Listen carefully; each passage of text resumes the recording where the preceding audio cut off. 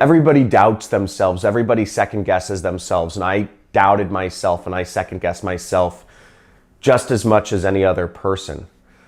But I'd say the difference is no matter what, I knew that I needed to be moving out of my current situation. I went to an event. At that event, I had an epiphany. I created a new vision of myself. And what happened is every day I went to work after that event. Every day I went to work, I felt like I was living an alternative life. Because in my mind, I already had a new vision for myself already created. And that new vision of myself was that I was free. So every day I went into work, I felt in limbo and I didn't feel like I belonged there. I don't know if you've ever felt like you don't belong somewhere, but for me, that was every single day.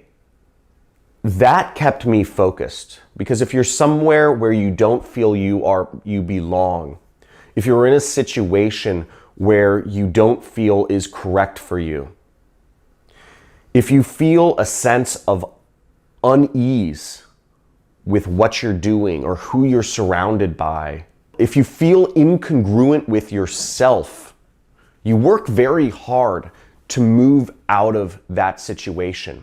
It's like if you're wearing a piece of clothing that's not you. You feel awkward, and you feel like people are looking at you awkward, and you feel like you don't belong in that shirt or that jacket, and you feel that need to get it off. That's what I felt. That's what I felt every day I went to work. It was incredibly uncomfortable. It wasn't just a momentary feeling. It was pervasive. There wasn't really an option. I started noticing that my doubts and my second guessing were my brain playing tricks on me.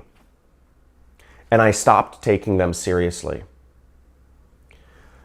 I realized that my own doubts and that my second guesses were not my own.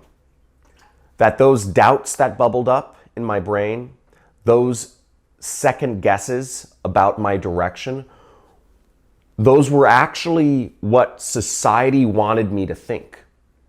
And I realized those thoughts were not my own. Those thoughts were society's trying to claw me back into the safety net of that structured corporate world that we've been educated on for our entire lives. And once I realized that those doubts were not my own, but they had been educated into my brain by my friends, by my family, by my teachers, I started realizing that I had to move beyond them. And I did.